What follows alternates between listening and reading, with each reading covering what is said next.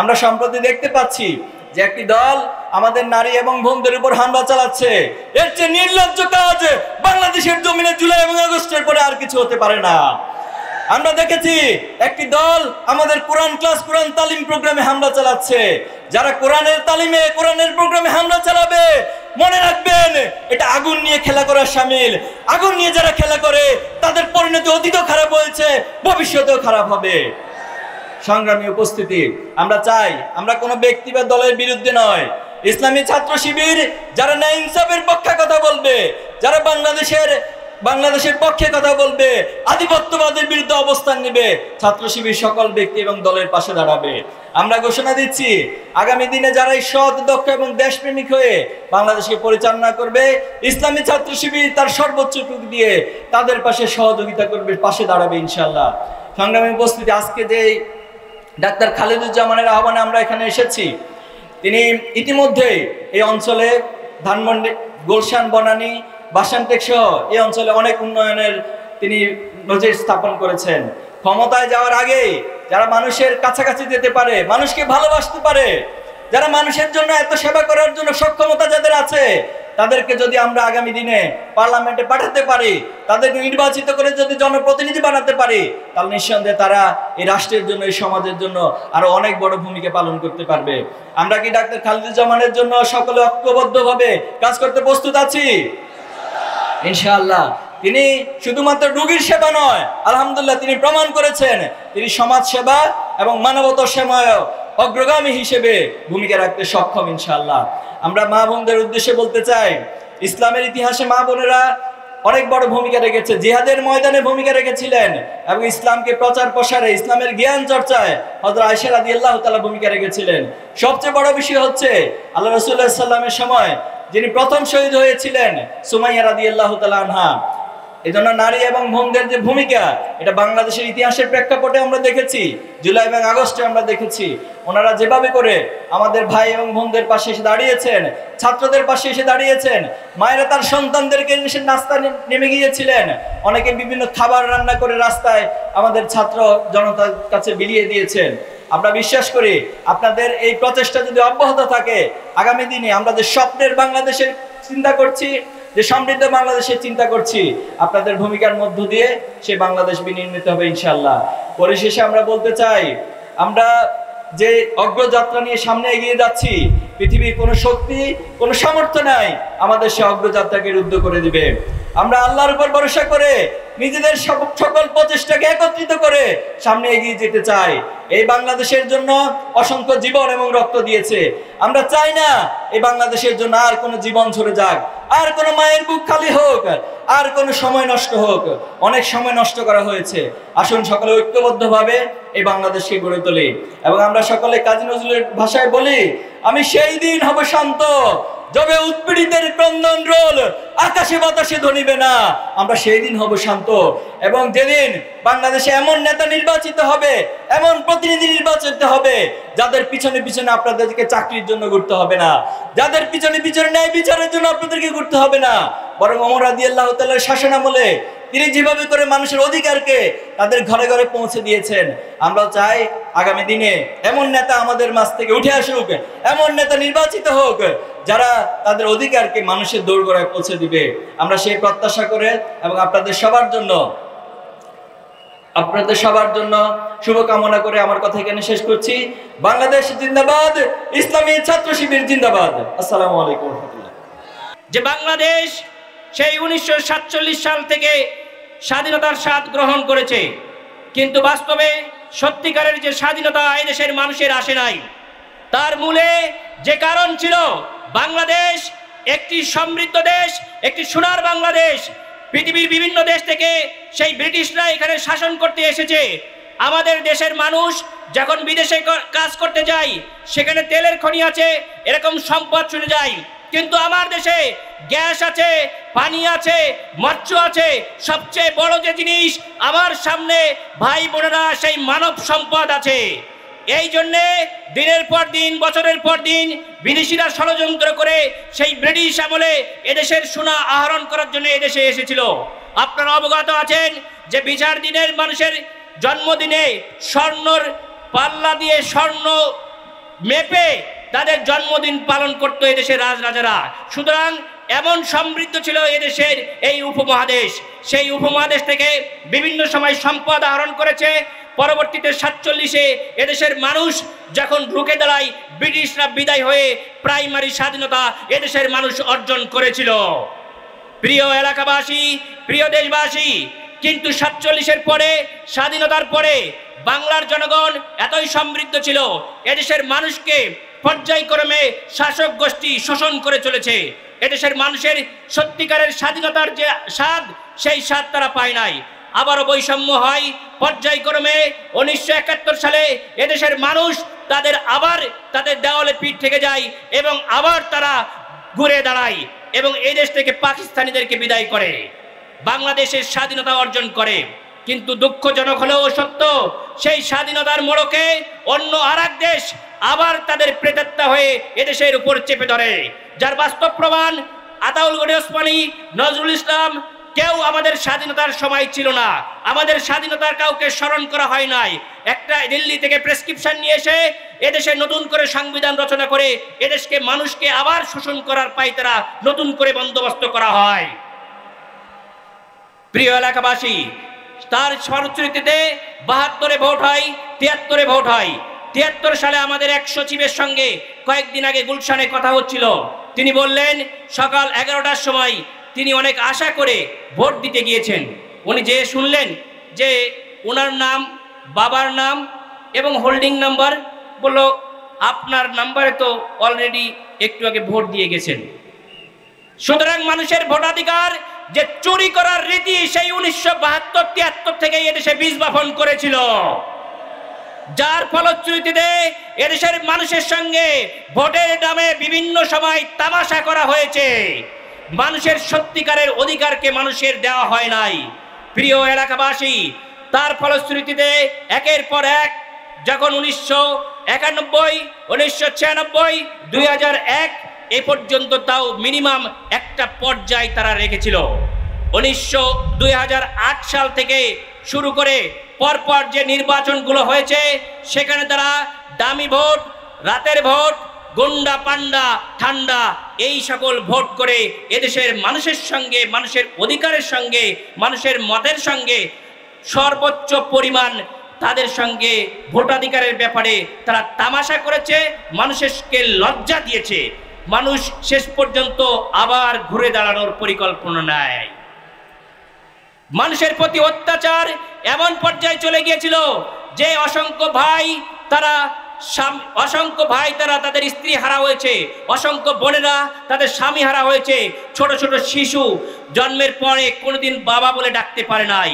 সর্বোপরি আয়নাঘরের নামে যে নির্যাতন করা হয়েছে, বা এ জাতির যুব সমাজ নতুন করে ঘুরে দাঁড়াতে শেখে। প্রিয় এলাকাবাসী, তারই ফলশ্রুতিতে 2024-এর 5ই আগস্ট এদেশে নতুন করে আবার যুব সমাজ স্বপ্ন দেখতে শুরু করে।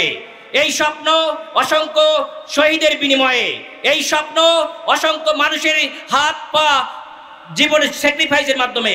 এখনো আমাদের সামনে অসংখ্য মানুষ 2 চোখ হারিয়েছে, অসংখ্য মানুষ 1 চোখ হারিয়েছে। আমরা তাদেরকে দেখতে গিয়েছি। এই শহীদরা, এই জীবন্ত শহীদরা এখনো আমাদের সমাজে ঘুরে বেড়াচ্ছে।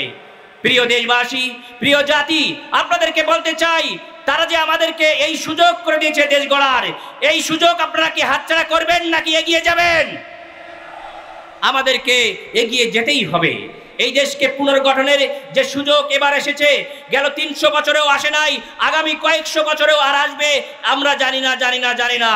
সুতরাং আমাদেরকে সংকল্পবদ্ধ হতে হবে, আমাদেরকে পণ করতে হবে, আমাদেরকে জীবন বাজি রেখে এবারের ইলেকশনে সংগ্রামী হয়ে ভোট পাহারা দিয়ে সত্যিকারের ভোটাধিকার প্রয়োগ করতেই হবে।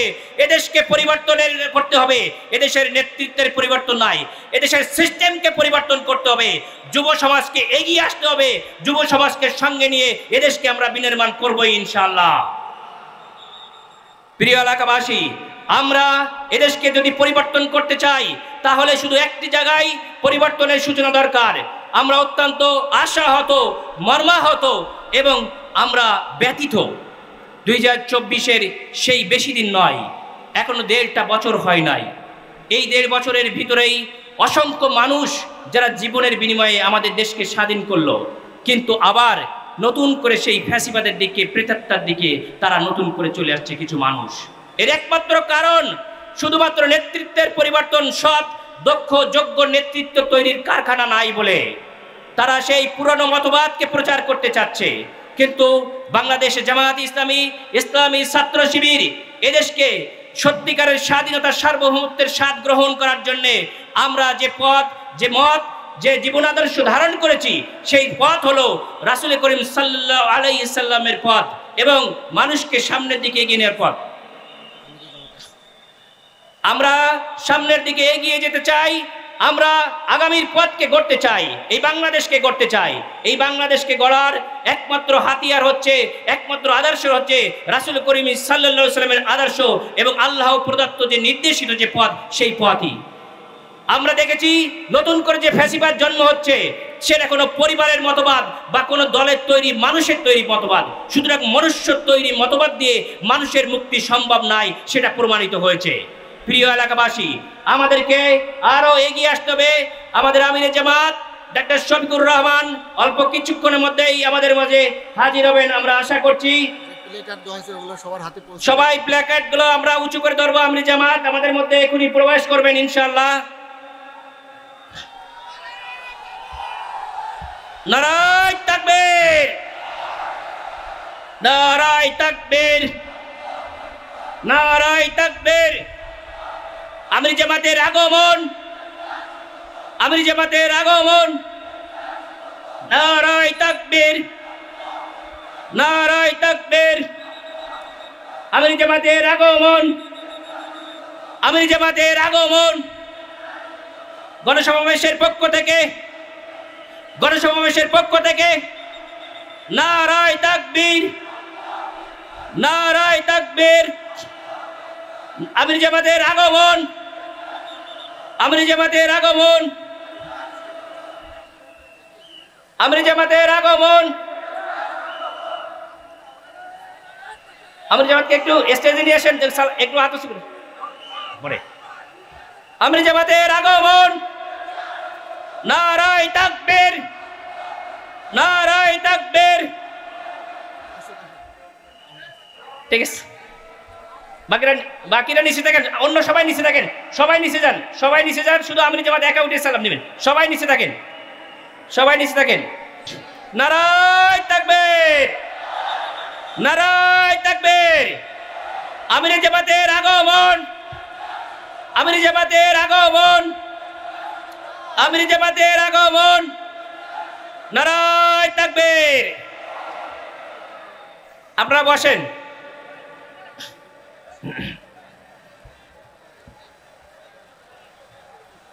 সম্মানিত উপস্থিতি, যে কথা বলছিলাম, যে মানুষের তৈরি মতবাদ দিয়ে এই মানুষের সমাজের পরিবর্তন সম্ভব নয়, যার বাস্তব প্রমাণ 1.5 বছর যেতে না যেতেই আমরা দেখেছি বিভিন্ন স্থানে চাঁদাবাজি, গুন্ডাবাজি, ধান্দাবাজি, মাদরকাণ্ড, ছাগলকাণ্ড শুরু হয়ে গিয়েছে এবং বিভিন্নভাবে মানুষের উপরে অত্যাচার আগের তুলনায় আরো অনেকগুলো বেড়ে গিয়েছে।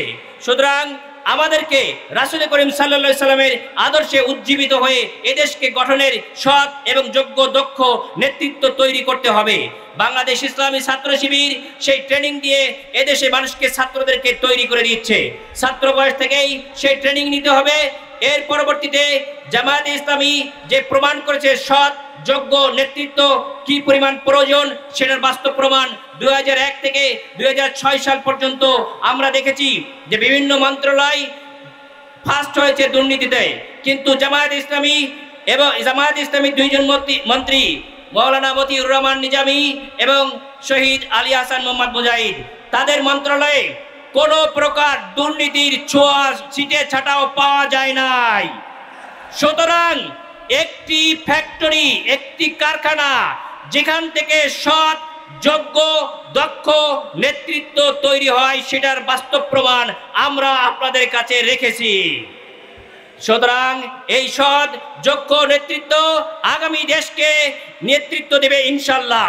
আমাদের যুব সমাজরা দেশ এবং বিদেশ থেকে দেশের এই ক্রান্তিকালে মানুষ দেখেছে বিভিন্ন দল দেখা শেষ, দাঁড়িপাল্লার বাংলাদেশ। আমরা দেখেছি যে সকল নেতৃত্ববৃন্দ অন্য দলের প্রত্যেকবার বিভিন্ন ওয়াদা করেছে, আশ্বাস দিয়েছে, কিন্তু এদেশের মানুষের সঙ্গে ঠিক চরমভাবে প্রতারণা করেছে। প্রিয় এলাকাবাসী, প্রিয় দেশবাসী, এদেশের মানুষকে সত্যিকারের পথ দেখানোর জন্যই রাসূল করিম সাল্লাল্লাহু আলাইহি সাল্লামের আদর্শই মহান। আমরা এই আদর্শ প্রচার করতে যেয়ে অসংখ্য নেতৃবৃন্দকে হারিয়েছি, আমাদের অসংখ্য ভাইকে শহীদ করা হয়েছে, আমাদের প্রথম সারির নেতৃবৃন্দকে শহীদ করা হয়েছে। এদেশের জুলাইয়ে অসংখ্য নেতৃবৃন্দ শহীদ হয়েছে। শুধুমাত্র আমাদের অন্যায় ছিল রাসূল করিম সাল্লাল্লাহু আলাইহি সাল্লামের আদর্শকে উজ্জীবিত করা। আমরা যদি আমাদের নবীর সময় দেখতে যাই, আমাদের রাসূল করিম সাল্লাল্লাহু আলাইহি সাল্লাম যখন হজ করতে আসছেন, তিনি ছিলেন ওই সমাজের আলামিন নামে পরিচিত। যদি বলতেন সূর্য পূর্ব দিক থেকে উদিত হয়, পশ্চিম দিক থেকে উদিত হয়, তাহলে মানুষ সেটাই বিশ্বাস করত। কিন্তু যখনই আল্লাহর আদর্শ প্রচার করতে গেলেন, তখনই তারা বিরোধী হয়ে দাঁড়ালো এবং হজের সময় তাদেরকে যখন তিনি আসবেন, জনতার কাছে কেউ না যায় সেই নির্দেশনা দেওয়া হলো।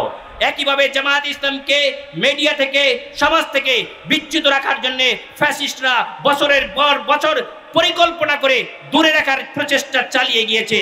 কিন্তু মহান রবের অসীম ইচ্ছায় ঠিক তার বিপরীত ভাবে এদেশের প্রত্যেকটি জনমানুষের মনের কুঠায় জামায়াত ইসলামী, ইসলামী ছাত্র শিবির তার অন্তরের মধ্যে, তার দিলের মধ্যে অবস্থান করে নিয়েছে। প্রিয় এলাকাবাসী, আমরা এ কথায় আপনাদেরকে আহ্বান করব যে বিভিন্ন সময় বলা হয়ে থাকে যে দাড়িপাল্লা বা জামায়াত ইসলামীতে ভোট দিলে মহিলারা বিভিন্ন সময় কি হতে পারেন, অপদস্থ হতে পারেন। প্রিয় এলাকাবাসী, আপনাদেরকে আমরা অবগত করতে চাই, জামায়াত ইসলামী, ইসলামী ছাত্র শিবির ইসলামের আদর্শকে ধারণ করে আপনারা যদি অবগত হন, রাসূল করিম সাল্লাল্লাহু আলাইহি সাল্লাম প্রথম যিনি ইসলাম গ্রহণের জন্য আহ্বান করেছিলেন আমাদের মা খাদিজা রাদিয়াল্লাহু তাআলা আনহা। উহুদ যুদ্ধের ঘটনা আমরা জানি, প্রথম শহীদ জানি সুমাইয়া রাদিয়াল্লাহু তাআলা আনহা। সুতরাং মহিলাদের অবদান সর্বক্ষেত্রে সেই রাসূল করিম সাল্লাল্লাহু আলাইহি সাল্লামের সময় দিনের ক্ষেত্রে রেখেছে।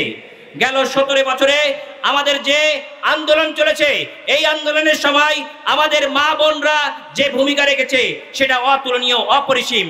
আমাদের আমির জামাত কিছুদিন আগে একটা প্রোগ্রামে বলেছেন যে আমাদের কোনো ভাই তার ঘড়ি দিতে পারে নাই, গাড়ি দিতে পারে নাই, বাড়ি দিতে পারে নাই, কিন্তু এই ফ্যাসিস্ট আমলে অসংখ্য বোন তার হাতের চুড়ি খুলে দিয়েছে, তারা গাড়ি দিয়ে দিয়েছে, বাড়ি দিয়ে দিয়েছে এবং অসংখ্য সময় বছরের পর বছর বাড়িতে তাদের সময় দিয়েছে, রান্না করে দিয়েছে।